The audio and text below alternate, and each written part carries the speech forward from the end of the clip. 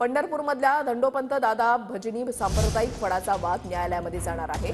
नारायण सुरवसेनकडून भजनी सांप्रदायिक फडावर खोटे आरोप करण्यात आलेले आहेत। धोंडोपंत दादा भजनी सांप्रदायिक फडानं सुरवसेनचे आरोप फेटाळलेले आहेत। धोंडोपंत दादा भजनी फड सुरवसेन विरोधात गुन्हा दाखल करणार आहे।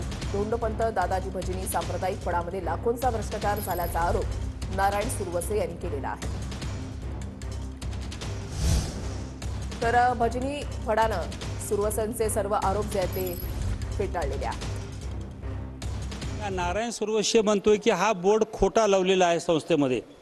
हा बोर्ड तर विश्वस्त म्हणून जे धर्मायुक्त कार्यालय कोर्टाने जे निवड केलेली आहे तोच बोर्ड आहे आणि त्याच बोर्डाचा मी अध्यक्ष आहे। आणि हा तोत्या समाज माध्यमापुढे मी अध्यक्ष म्हणून प्रेस कॉन्फरन्स घेतोय, तर याला ताबडतोब अटक करून याच्यावर कारवाई झाली पाहिजे। आणि त्या पद्धतीने आम्ही पोलीस कारवाई देखील पोलिसाकडे देखील रीतसर जे कारवाई करा, हा फसवणूक करतोय आणि त्याचा डोळा आहे की संस्थान